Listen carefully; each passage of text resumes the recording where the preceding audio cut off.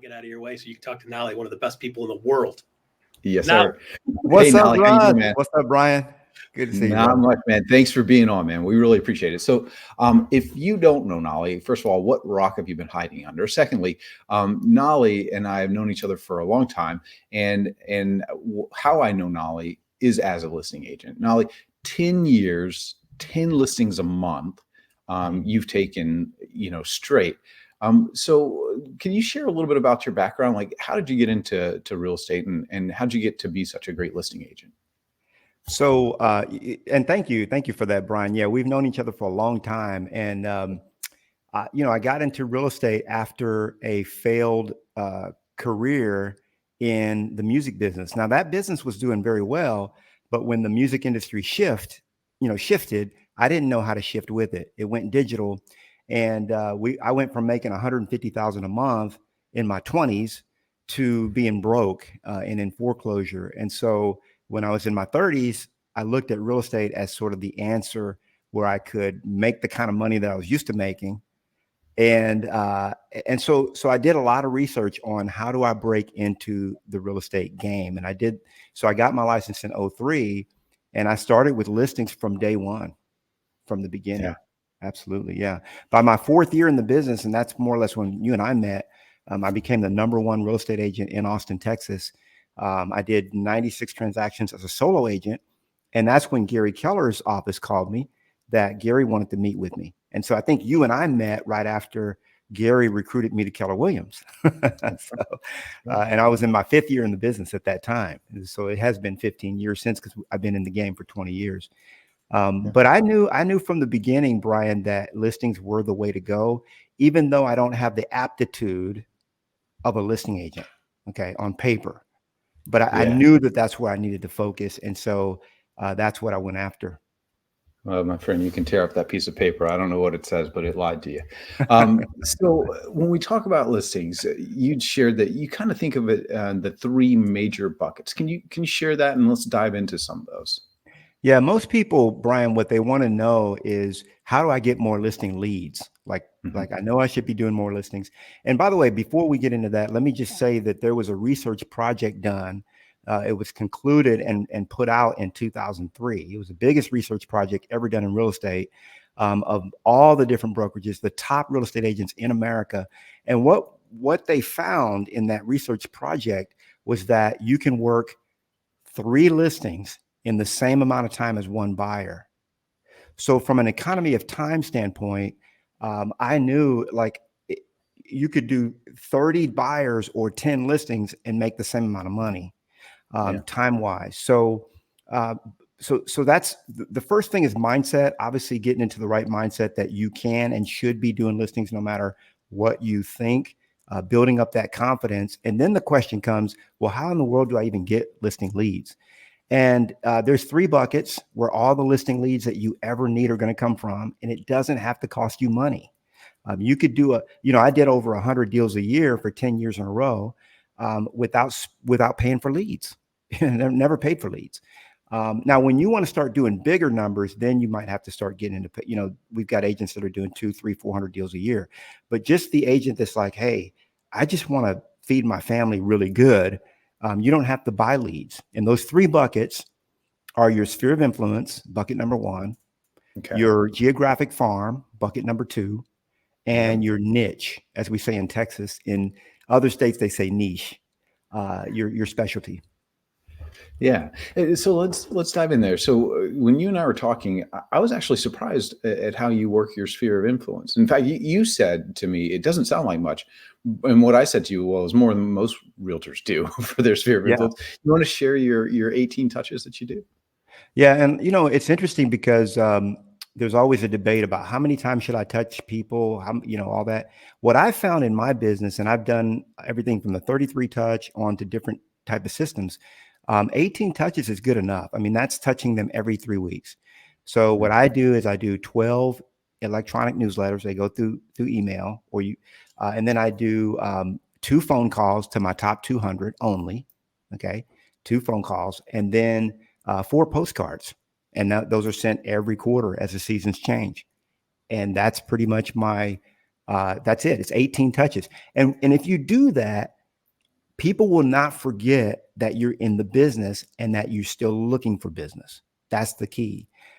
Because we know, according to NAR, that 86% of sellers say they would use their agent again, but less than 11% actually do.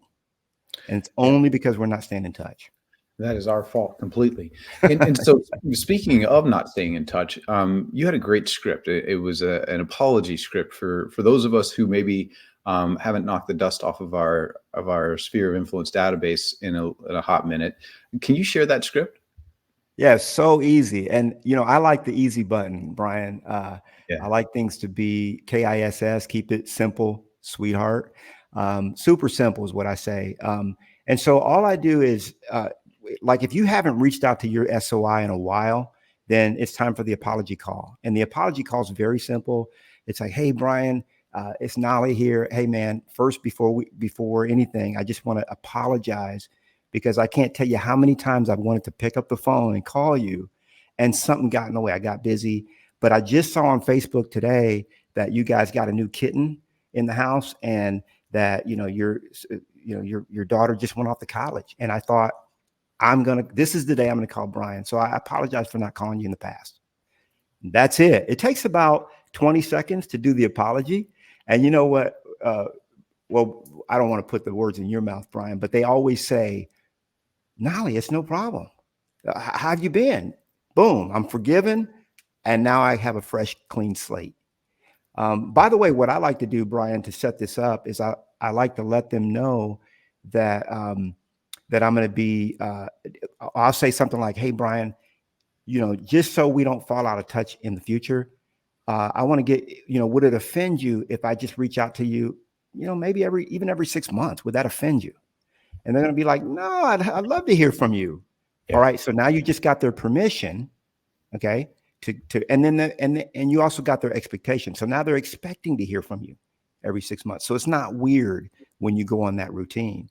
When I talk to them, Bryan, the script is very simple. I just let them talk about their favorite subject in the world, which is themselves.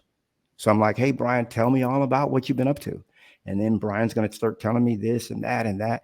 And eventually, as Homo sapiens, the way we are as human beings, the conversation is going to be like, it's going to feel awkward. Like they're just telling me everything. And they're like, well, hold on. I want to hear about you. What's going on in your life? And then I'll share a few things that are going on with me. And then I'll bring up the fact that I have a big problem. I'll say, hey, Bryan, by the way, since you mentioned it, how's business and all? Business is going well, but I got to tell you, man, I've got a real big problem right now. Maybe you could even help me with my problem. What's that problem, Knolly? Are you okay? My problem, Bryan, right now is inventory. Oh. I don't have enough. I need more. In fact, I'm looking to help 3 families before the end of next month. 3 families. I got to help these people. Bryan, who do you know that might be looking to either buy or sell their home right now? Okay. Like and it doesn't matter what you say, Bryan. You could be like, well, I don't know anybody.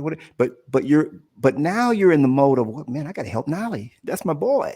I got to help him out, and so your reticular activator is up and you're thinking about, and then that's going to be the same conversation we have 6 months from now. It's going to be very similar, except different things that we discuss, but I'm still going to have a big problem. And by the way, I have that big problem no matter how many listings I have in inventory. Isn't it always a problem? There's never enough. Yeah. I love that. Yeah. All right. So I want to switch gears because you mentioned geographic farming, which is one of my favorites, right? If you don't have a geographic farm, man, that is just such an opportunity. It is an opportunity for you to dominate an area and be really smart about complementary lead gen sources all at once. So now, how do you work a farm? So when you think about a farm, a geographic farm, a lot of times, Bryan, I've heard agents that I've coached, when they first come to me, they're like, I tried farming, it didn't work. And I'm like, well, what did you do? Well, I sent out postcards. Okay, well, if you can imagine the military trying to take a town, first of all, they're not going to try to take it. They're going to take it. They're like, hey, by noon tomorrow, we're going to have this town. And they come up with a multi-tiered strategy. So they might be having airstrikes. They might be coming from land, sea.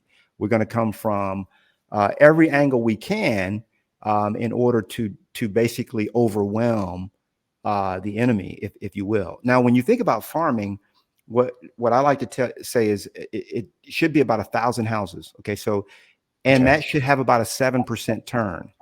Okay, so think about this for a minute. If there's a 7% turn of 1,000 houses, that means about 70 homes a year will sell in that area. Okay, your goal should be to have a 20% market share. So when you think about it, that's taking 14 listings from that particular close-knit area per year. That's not bad, especially from the fact that farming it doesn't cost you any money at all if you do it the way I teach. So that's kind of the nuts and bolts of farming.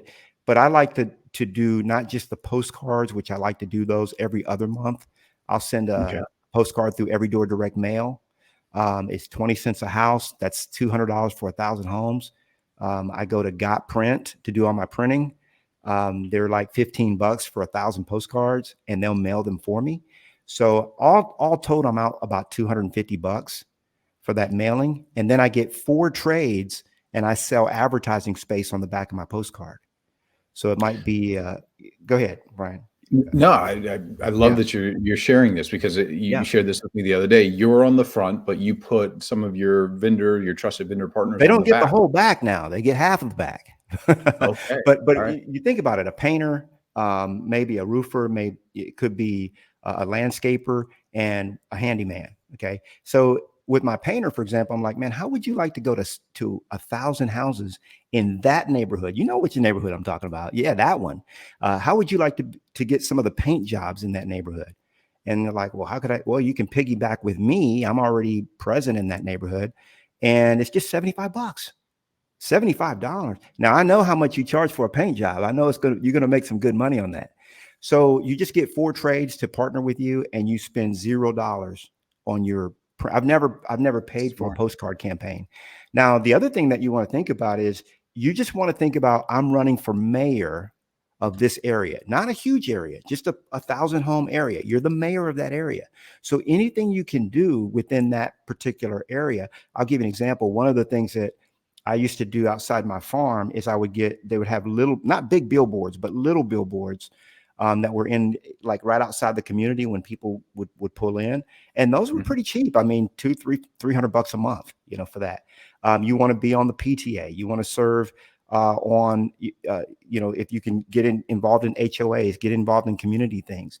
Make sure you have a YouTube channel that's dedicated to that farm, and you're actually out shooting video 2 or 3 times a week or it can be one day dedicated to this, of the new doctor's office that just came in town, or the new barbecue joint, or the new food truck park, all kinds of things that are happening in that farm specific. Have a Facebook page dedicated specifically to that geo farm. I mean, you're basically running for mayor of that area. That's what it looks like. And by the way, to throw on the back of that, you're no longer doing open houses, you're doing events. Okay, so now we have muffins and mimosas. We have a happy hour. We've got a pizza party.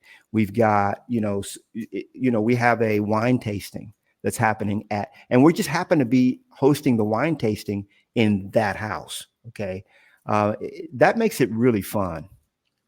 Yeah, and I love that approach to it. Doing the open house, but calling it an event and treating it like an event. Absolutely. And it's interesting. So I don't like shrimp. I like cocktail sauce. For me, shrimp is a delivery system for cocktail sauce, right? Gotcha. Fun fact. Yeah. Open houses are not the event, right? Not at all. They are a delivery system for circle prospecting. That's right. For all the other marketing that you can do around it, right? Absolutely. And those of you who are a little like, what do I do when I go to a door?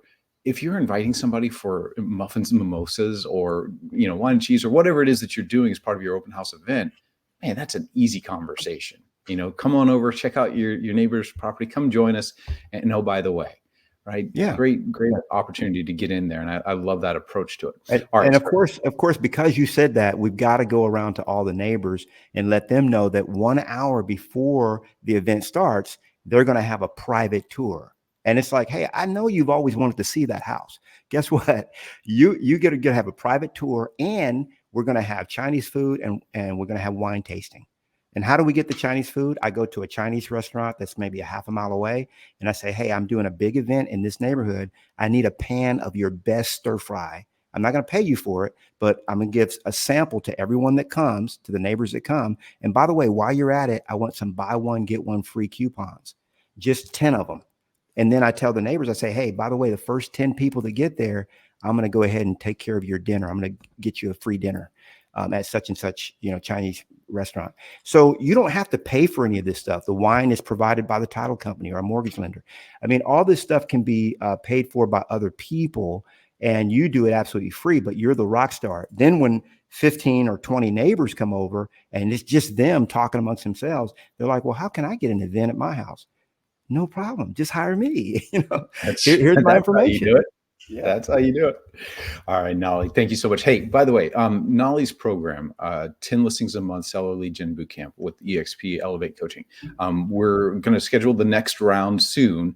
You can go pre-register if you want, but we'll have Knolly on there. 27 different seller lead gen sources he covers in there, and all of them are either free or very low cost because of strategies like that. Knolly, thank you so much for coming on and sharing that with us. We really appreciate. Guys, go out there, take your unfair share of listings today. Use some of these strategies and get after it. Knolly, thank you so Bryon. much. Appreciate it, bro. See you, man. Russ, back over to you, my friend. All right, dude. I love that guy. I really do. He is such a rock star. It's usable stuff everybody can do. And by the way, probably should be doing. It's the easy way to do it, really. I mean, you're building relationships and becoming known in a market. I mean, it's the simplest thing in the world, and the way he applies it is just brilliant. That's exactly right. Well, hey, I'll be back next week with my friend Julie Nelson. We'll be talking more about this. So see you next time, buddy. All right. See you, Bryon. Cool.